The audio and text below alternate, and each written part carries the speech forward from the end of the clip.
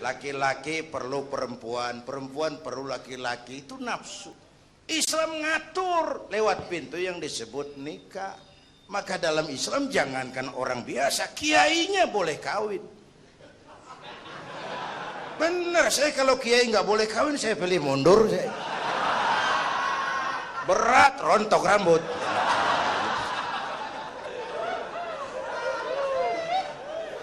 Ngatur.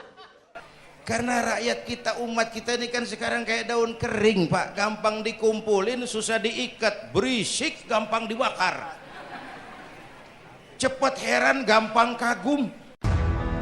Astaghfirullah Rabbal baraya, astaghfirullah minal khataya, astaghfirullah Rabbal baraya, astaghfirullah minal khataya.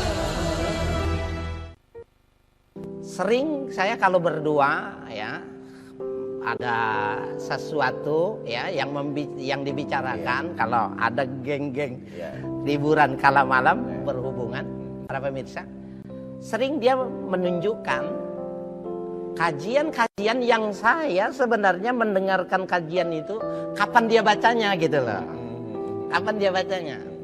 Pernah suatu ketika dia bilang ini ada yang bagus nih Ustaz. Saya lihat apanya yang bagus gitu. Apanya yang bagus? Setelah saya baca saya bilang ini bagus banget, bukan bagus Kiai gitu. Sangat mahal untuk kondisi sekarang ini. Orang-orang yang rajin mencari pernik-pernik, sisi-sisi yang jarang dibicarakan oleh orang. Jadi lengkap beliau itu ya, secara wahbiyah memang Allah berikan di lidahnya itu ada sihir. Yang ketika orang berbicara itu orang itu mau mendengarkan kalimatnya. Yang kedua secara kahbiyah, ya kasbiyah, beliau pandai, rajin membaca. Dan pada beberapa literatur kita bisa lihat kalau dia bercerita tentang sepak bola, Ustaz. Ya. Kalau dia ngerti sepak bola, dia seperti seorang komentator sepak bola. Paham betul ya. Paham benar ya. Bahkan dia bisa koreksi dari komentatornya itu sendiri. Kalau dia berbicara sedang politik, dia tahu ubahnya sebagai seorang legislator yang semestinya hidupnya di Senayan. Iya, gitu. betul. Tetapi ketika dia berbicara agama, emang dunia panggungnya dia adalah singa podium. Gitu. Nah, sebuah tampilan yang sangat paripurna, yang sulit untuk dicarikan padannya untuk sekarang ini. Saya berharap Ustaz Fikri dan lain sebagainya bisa melihat ini sebuah sosok yang jarang terjadi. Ya, berdoalah kepada Allah untuk bisa jangan sampai bendera ini turun jatuh menyentuh tanah. Betul. Sebelum itu sudah harus ditangkap. Subhanallah, sungguh banyak apa yang tadi disampaikan oleh Kiai Haris Hakam tentang sosok guru kita Kiai Zainuddin MZ. Oleh karenanya jangan kemana-mana, kita akan masih terus menggali dari sisi-sisi baik ilmu pengetahuan, hikmah-hikmah apa aja yang bisa diambil dari sosok guru kita Kiai Zainuddin MZ setelah yang satu ini. Astaghfirullah Rabbal baraya, astaghfirullah minal khataya.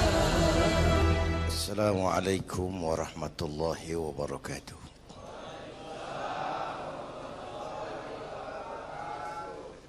Belum pernah Allah menciptakan makhluk seindah manusia, sesempurna manusia. Belum pernah.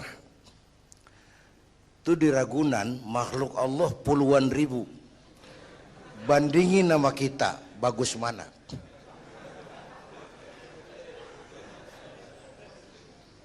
Ada makhluk Tuhan tuh yang disebut malaikat. Diciptakan dari cahaya, immaterial, dan karena itu tidak perlu material. Malaikat diberikan akal tapi tidak diberikan nafsu. Kalau malaikat selalu benar, nggak istimewa. Kalau malaikat nggak pernah salah, wajar. Nggak ada yang bikin mereka salah. Material nggak perlu, seksual nggak perlu, duit budek. Apa perempuan kagak open. Malaikat. Sebaliknya ada makhluk Allah yang namanya binatang. Diberikan otak tapi tidak diberikan akal. Mereka hanya diberi nafsu. Sapi kalau dia ngelihat rumput, nggak usah nanya ini rumput halal apa haram. Nggak usah. Ayam jago kalau sudah datang syahwatnya, nggak usah nengok ini banyak orang apa enggak. Nggak usah. Dan itu wajar binatang. Nah yang ketiga kita manusia, makhluk paling kompleks, diberi akal, diberi nafsu. Tiap hari sejak bangun tidur sampai tidur kembali terjadi pergolakan perjuangan antara bisikan akal dan nafsu. Kadang akal menang, kita naik jadi malaikat, cuman potongannya manusia. Kadang nafsu menang, kita turun lebih kayak binatang, bahkan lebih rendah daripada binatang, lebih buas daripada binatang. Buas-buasnya sapi, makanannya cuma rumput. Manusia kalau sudah buas itu aspal, kabel telepon, minumnya solar.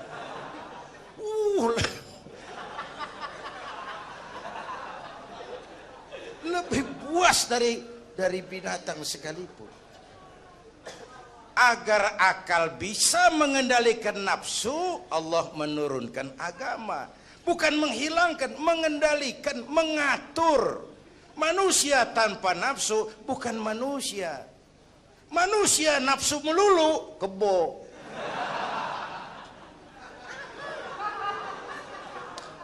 Islam nih, agama nih nggak ngilangin nafsu, ngatur supaya sesuatu pada tempatnya. Jangankan hidup berkehidupan, pakai kopiah saja mesti ada caranya tuh. Ya, ada cara. Ceramah ya gini, dagang miringin dikit, main gaple begini.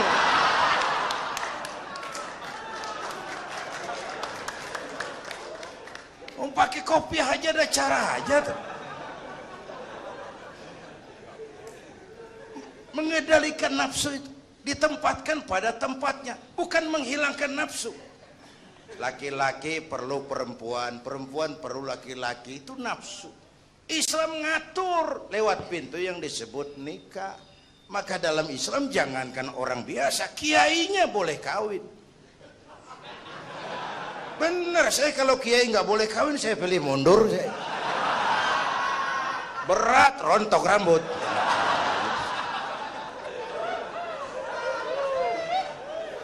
Ngatur. Saudara-saudara hadirin yang saya hormati, jadi ternyata di sini bukan perjalanan terakhir.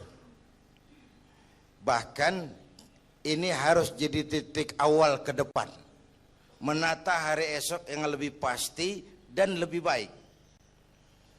Pertama, jangan pernah terniat kita akan kembali ke sini lagi. Jangan pernah terniat bahwa kita optimis, itu harus. Bahwa kita semua punya salah, itu pasti.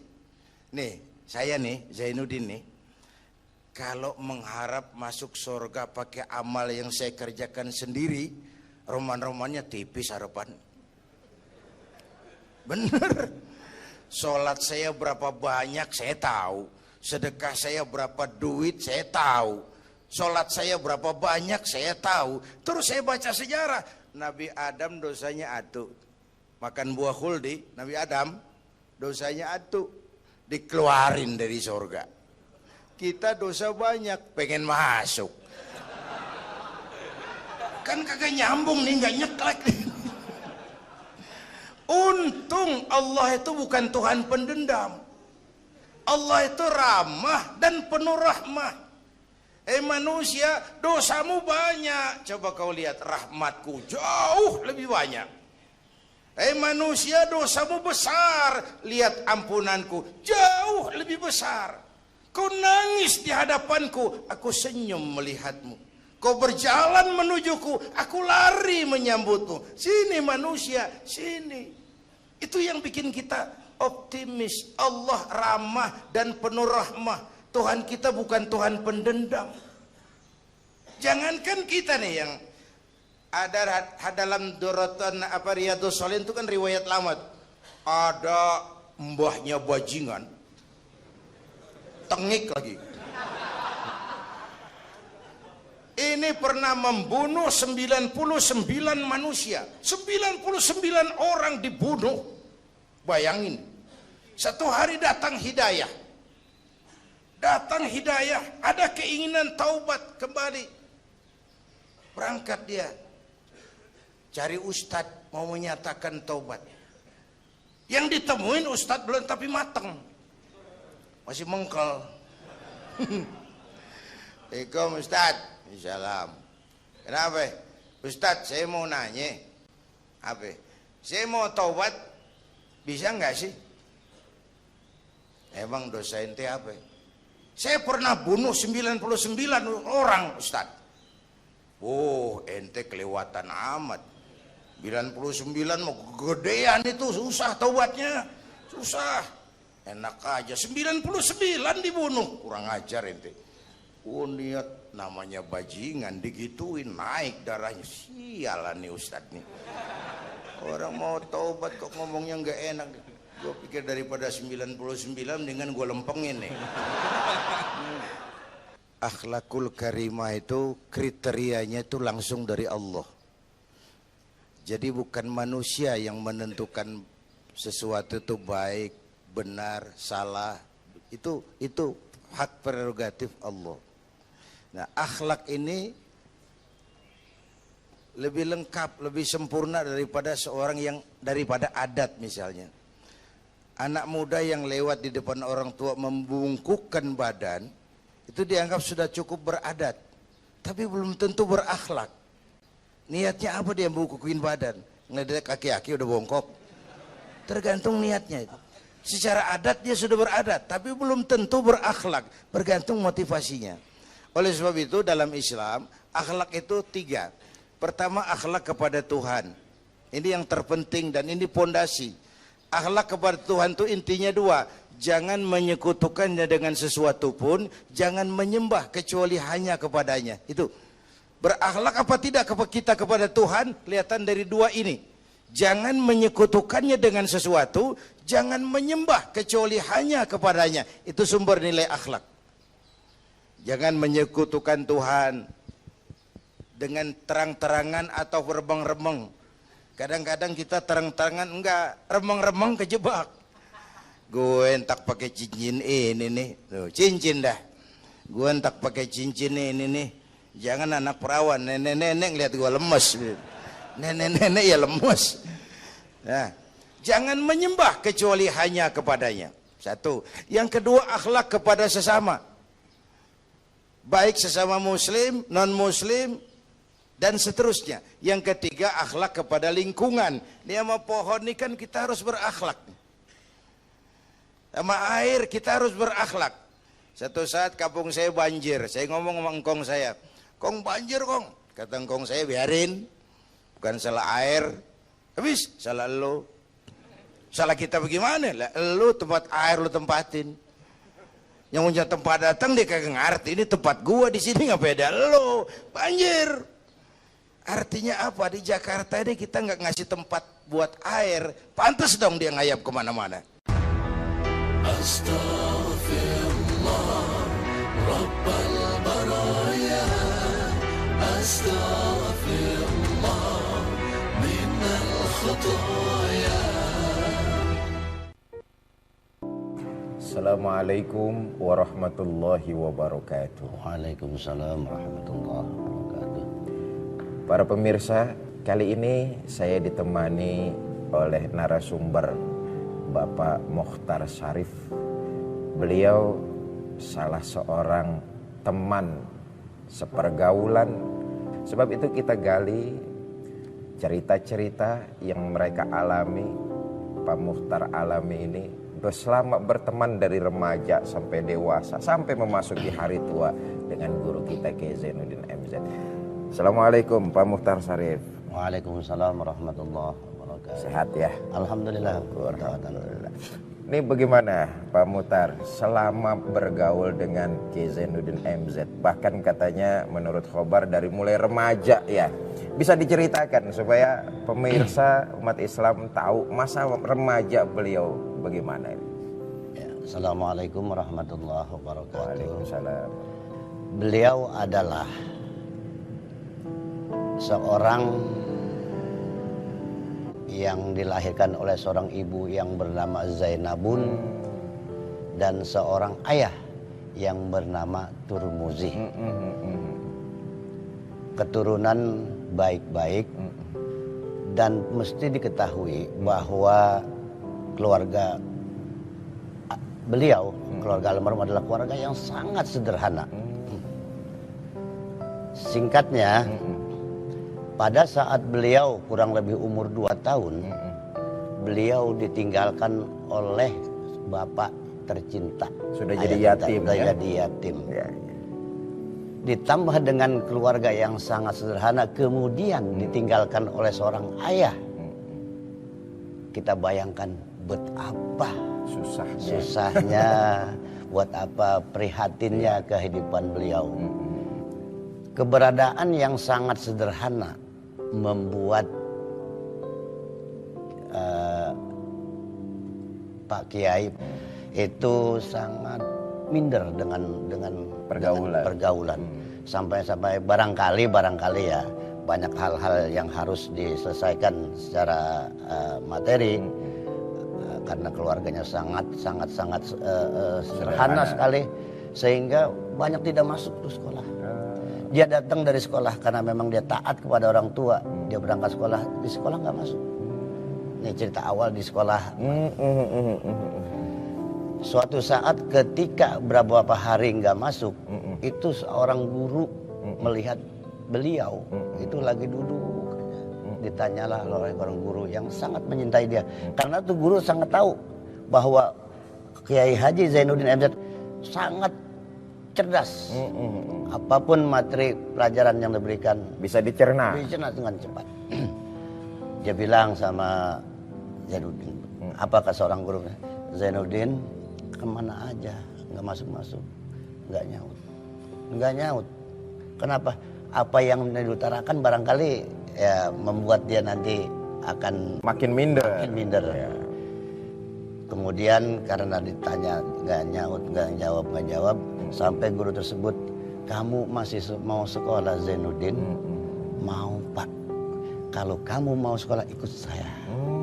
Dibawalah sama seorang guru itu yang sangat mencintai dia dan sampai pada akhir hayatnya itu guru tersebut masih tetap cinta sama muridnya ya. Dibawalah itu beliau ke perguruan Darul Ma'arif ke CPT itu. Nah disitulah mulai beliau menyadari bahwa kalau saya cuma ngandelin ibu saya, barangkali sekolah saya tidak bisa saya lanjutkan. Maka disitulah beliau, kalau bahasa dulu berdikari lah, ya, artinya bagaimana saya harus sekolah gitu. Kemudian beliau juga kerja bangunan, bagaimana cerita yang lain lah gitu, sampai dagang koran, apapun yang berbentuk menghasilkan materi halal dia kerjakan itu. Sehingga beliau di sekolah Darul Ma'arif tuh, ketika beliau kelas 3 sanawiyah, beliau diangkat jadi ketua IPSA. Apa itu IPSA? IPSA itu sekarang OSIS. Singkatannya Ikatan Pelajar Sanawiyah Aliyah. Nah disitulah para guru, para teman-teman tahu siapa Zainuddin ini. Baru muncul talentanya di situ ya. Disitulah. Ketika beliau berumur sekolah kelas 3 sanawiyah, itu beliau sering badalin guru ngajar. Dan yang namanya muhadharah itu jangan dikata dah. Ya, memang beliau kalau kita bilang faknya memang ya. Dan memang di situ selalu dapat juara lah. Gitu.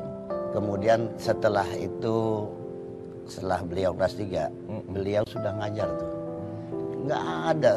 Ya selama ini saya belum tahu kalau yang namanya orang baru kelas 3 sanawiyah itu SMP, setingkat dengan Iya, SMP. betul, sekarang Situ udah ngajar. Ya Allah. Udah ngajar di ibtidaiyah. Luar biasa. Luar biasa. Subhanallah. Sehingga saya sangat tertarik banget mendengar itu yang pernah saya ceritakan itu. Saya tertarik. Nah, kemudian beliau ngajar di Madrasah Miftahul Huda. Nah, disitulah ketemu saya lagi. Saya pada saat itu jadi muridnya. Karena memang saya agak terlambat dari lulus SD. Saya masuk ke madrasah kelas 2 lagi. Ya. Jadi disitulah ketemu beliau. Para pemirsa, tadi yang disampaikan oleh Pak Mukhtar sepenggal kisah perjalanan hidup yang bisa saya garis bawahi adalah begitu berat, begitu hebat perjuangan guru kita Kiai Zainuddin MZ ingin membuktikan istilah Pak Mukhtar tadi, berdikari, melanjutkan sekolah tapi juga tidak membebankan kepada ibunda tercinta, karena memang beliau sejak umur 2 tahun sudah ditinggal ayahandanya. Tetapi dengan komitmen ingin berdikari, kemudian ingin melanjutkan sekolah, beliau bisa sampai kepada yang kita kenal sekarang ini. Itu bermula ketika beliau dibawa ke Darul Ma'arif, perguruan Darul Ma'arif oleh salah seorang guru beliau, yaitu Kiai Haji Lamri Zidi. Beliau seorang ulama dari Kalimantan. Dititipkan Kiai Zainuddin dari Manaratul Ulum ke perguruan Darul Ma'arif. Dan seperti tadi yang sudah disampaikan, sanawiyah atau sederajat dengan SMP pada kelas 3, talenta, bakat intelektualnya sudah terlihat dengan pertama menjadi ketua OSIS kalau sekarang. Yang kedua menjadi badal, pengganti guru-guru yang kebetulan tidak masuk. Kiai Zainuddin sudah mengajar di kelas-kelas. Para pemirsa, insyaallah kita akan lanjutkan. Kita saksikan dulu tausiah Allah yarham guru kita Kiai Zainuddin MZ yang berikut ini. Astaghfirullah Rabbal baraya, astaghfirullah minal khataya. Assalamualaikum warahmatullahi wabarakatuh.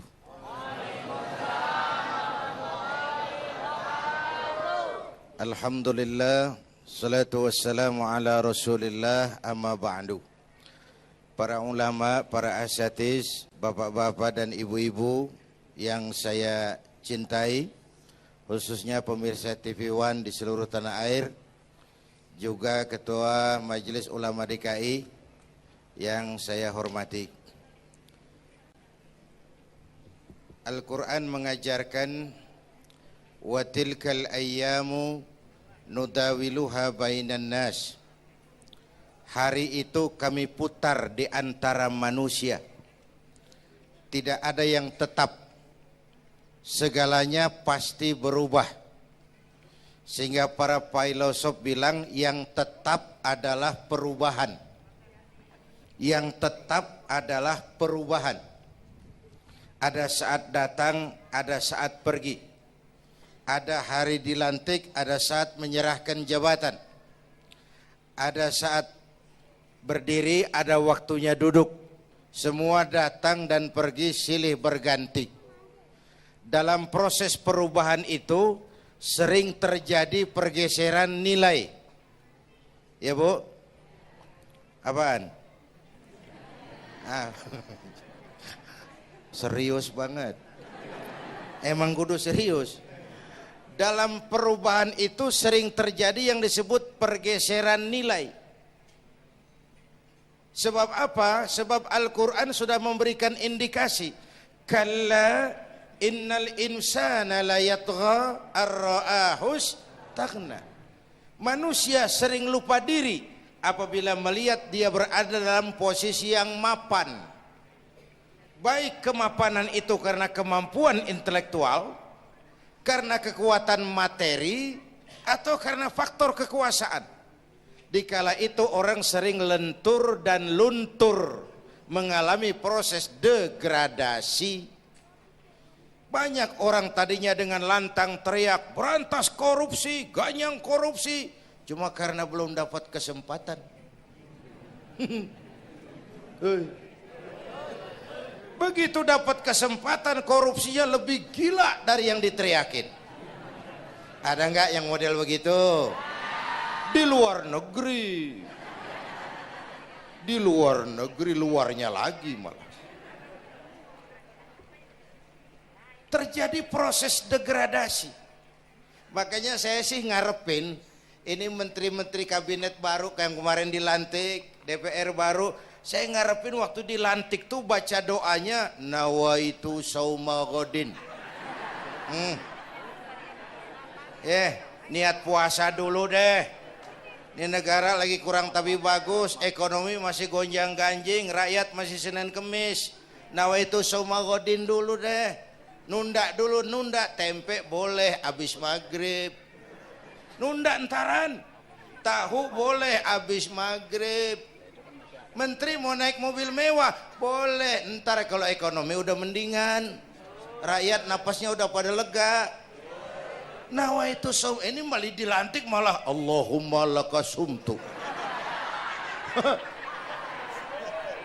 Doa buka puasa yang dibaca habis rakus semua jadi.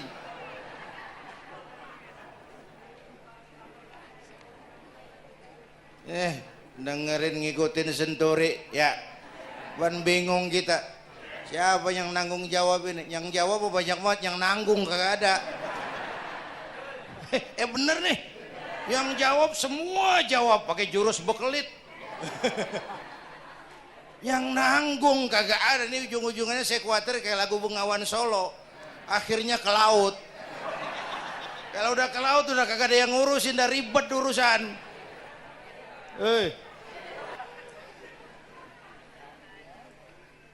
Kita ini sekarang banyak yang merasa pinter tapi tidak pinter merasa. Akibat era informasi kita banyak tahu tapi nggak tahu banyak. Coba dong, siapa aja ngomong, apa aja diomongin. Begitu dia deremin, gue juga katanya. Banyak tahu tapi nggak tahu banyak. Merasa pinter tapi nggak pinter merasa. Orang tuh kalau merasa pinter yang timbul keangkuhan. Tapi kalau pinter merasa yang timbul kebijakan. Ayolah, nah itu sama godin sebentar kok, nunggu maghrib deh. Kalau ekonomi udah beres, rakyat hidupnya udah rada mapan, itu menteri mau pakai mobil mbahnya mewah, masa bodo amat. Ya, lo menteri-menteri di Inggris harga mobil dinasnya 200 jutaan. Padahal Inggris yang bikin Rolls Royce, Inggris bikin mobil Bentley, Inggris bikin mobil Aston Martin. Aston Martin. Itu merek parfum apa mobil pakai? Merek parfum apa mobil? Merek mobil bang. Itu Aston Martin yang dipakai James Bond itu. Oh iya. Punya pakai? Gue juga katanya itu.